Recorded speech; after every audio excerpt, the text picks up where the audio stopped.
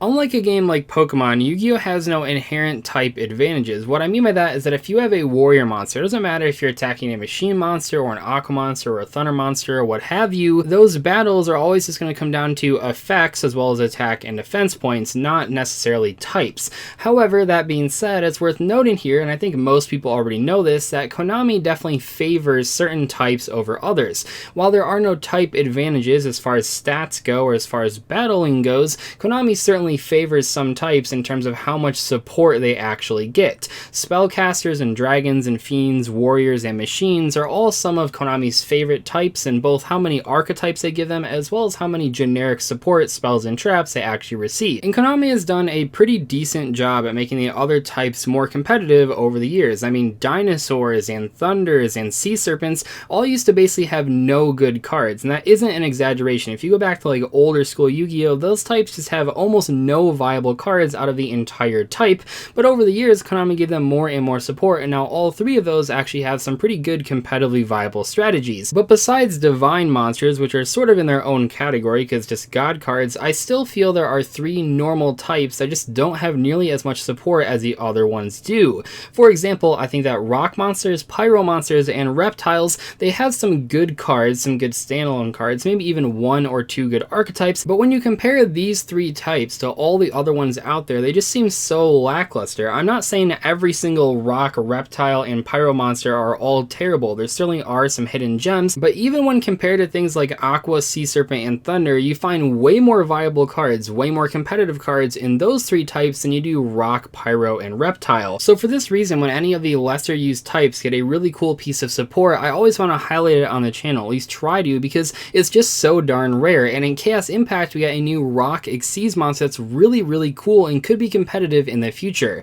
This card is called Gallant Granite, and it is a rank 4 monster, and it says you can attach one material from this card then activate one of these effects. You can either add one rock monster from your deck to your hand, or you can special summon one rock monster from your hand in face down defense position, and of course, like many modern cards, it is a hard once per turn effect. This thing has 2300 attack and 1800 defense, and it has a bonus ability compared to something like King of the Feral Imps, but yes, it is very similar to that card, but for rock monsters instead of reptiles. King of the Feral Imps is actually a great example of a way that this card could be viable, because one of the things that King of the Feral Imps showed us is that you can play that card in just a normal rank 4 deck, and you can search out like a 1 of or a 2 of reptile monster that you might play just because of King of the Feral Imps. So in the same way, Gallant Granite, while I am going to talk about some specific rock cards that can be used in specific rock decks, it's also really valuable in a deck that maybe isn't playing a ton of rock monsters but is playing a lot of level 4s. What I also found interesting while I was researching some of the best rock monsters in the game that you can search out with this card is that there's actually a bunch of really strong rock Xyz monsters. You know, the rock type in general has not been super competitive throughout Yu-Gi-Oh's history, but the Xyz monsters specifically actually were pretty successful, which could be worth talking about in a future video. Like any search card, the main strength of it is going to be from how powerful the cards you can actually search are, because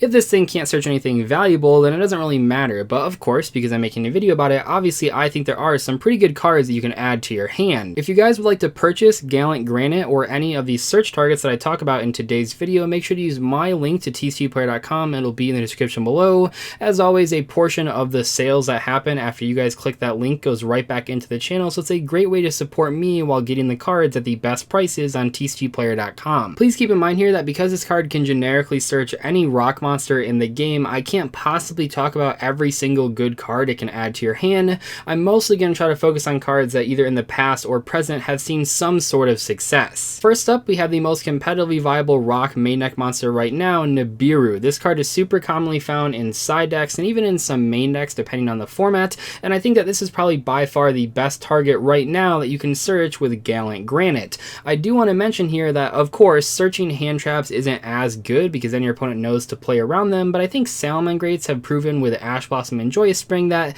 just because your opponent knows that you have the hand trap in hand doesn't mean that they can always play around it, and sometimes it's just really good to have that extra form of disruption. And while I don't think it's a good enough play to just base an entire deck around just making this one rank 4 searching Nibiru and passing, you want to think of it as an extra layer of defense, because if your board is so strong that your opponent has to use like more than 5 summons to get through your back row and get through your monster cards, well now searching that Nibiru might prevent them from doing so, and of course yes, you'll have to lose your own monster cards to activate the Nibiru, but that's okay as long as you have a few graveyard abilities. Cards like Block Dragon and Gigantes have found success in decks like Lightsworn and Burning Abyss and even Gem Knights, and these cards are pretty good targets to add off of the Gallant Granite. You know, having cards that you can immediately summon, because keep in mind here, the Gallant Granite doesn't have any restrictions on what you do with the searched card.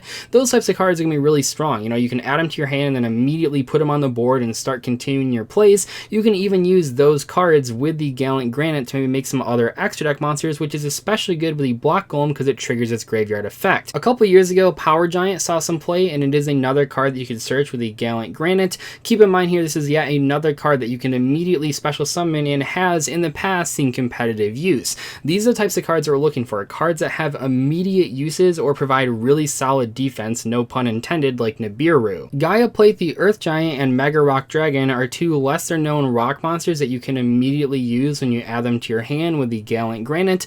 I'm not saying either of these cards or both of these cards are better than Block Dragon, because Block Dragon is obviously insanely powerful, but maybe if you're playing a deck with Block Dragon as well as one of these cards, you could have that extra option for certain situations. Mega Rock Dragon, for example, is a level 7 monster, so maybe you're playing a deck that doesn't need a level 8 monster like Block Dragon, or maybe you want to sometimes search a level 7 monster. Well, now you can if you play that Mega Rock Dragon. While you can't search every single Gem Knight monster because a lot of them aren't rock monsters, you certainly can grab some good ones like Obsidian, like Lazuli. These are cards you can add with the Gallant Granite. From what I've gathered from watching people play Gem Knights in 2019, it seems like Block Dragon is one of, if not the most important cards to the strategy, so probably grab that instead of the actual Gem Knight monsters themselves, but it still is an option available, and I think this card really does fit right into a Gem Knight strategy. One of the earlier uses of King of the Feral Imps was actually in Pendulums. You could search Mass Chameleon, you could search some other cards that are pretty good for putting out more rank 4 monsters. In that same vein, you can actually add Zephyrath to your hand, and I'm not saying that every single Zephyr deck wants to have this card in every opening hand, and there certainly are a lot of ways to search it already. You have two different ways, the field spell and the normal spell card, but beyond that, sometimes you do want this card in your hand and you don't have those search spells. So if you just have two level 4 monsters, you can make the Gallant Granite and add this card to your hand immediately, which could be good in some situations. We talked a little bit about Block Dragon because that's obviously one of the best rock monsters in the game, but Block Golem is actually pretty decent as well and was hyped up when it was initially released. So this thing lets you special summon 2 level 4 or lower rock type monsters in your graveyard if all the monsters in your graveyard are earth. And I'm not saying this card is super viable right now, but it has been kind of decent in a couple rogue decks in the past, and now you can add it right to your hand, which is pretty cool because it means in the future if we get another sort of rock earth based deck, you can just search one of the best cards that you have available. Both Fossil Dyna and Barrier Statue of the Drought are searchable because they're both rock monsters, and those could actually be pretty viable. So if you had a really heavy special summoning deck, you could maybe make the Gallant Granite earlier on in the combo, add Fossil Dyna to your hand, continue your combo, make a Skull Dread, and then special summon the Fossil Dyna from your hand with the Skull Dread effect. That could actually be one of the most likely situations for Gallant Granite to see competitive use. We've already seen similar things happen. I mean, we saw people using the Hieratic Seal Link monster to special summon Kawakimeru Drago right from their strategy to lock their opponent out of the game. So searching Fossil Dyna and then special summoning it immediately could be a pretty viable way to cheese out wins in a pretty heavily combo based strategy. And this one's going to sound like a joke, but it's not. You can actually search Neospatian Grand Mole with this card. A lot of people don't realize this is a rock monster, and also I'm not going to say it's like the greatest card right now, but remember, this card was limited for a very, very long time, and it was there because it was played back in old school Yu-Gi-Oh! Right now, would you want to search this card? Probably not, but we don't really know what the future could hold. We've recently gotten like better and better Neospatium support, especially in the last like year and a half. So if this card randomly becomes viable in the future, now we have a really easy way to search it with an extra deck monster. Lastly, we have Pot of the Forbidden, and what makes this card interesting in particular is that this is the first card that I've mentioned here that you actually would potentially want to not only search but also special summon face down. If you don't know what this card does, that's perfectly fine. It's not like the most competitively viable card. It saw some experimentation in Prediction Princess stacks, but what's cool about it is that it has a bunch of different flip effects that could be valuable in certain situations. Basically, all these flip effects mimic previously banned cards. 3 of them are actually still banned, but one of them, Regeki, isn't. So you can either Pot of Greed, or you can Giant Trunade, or you can Regeki, or you can use Forceful Sentry on your opponent. All 4 of those cards at some point or another have been banned, and like I said, 3 of them are still banned, so you could actually special summon this card from your hand face down with the Gallant Granite, or search it if you wanted to. And that might not sound like the craziest thing, but this card actually has been run pretty good in decks that can abuse it.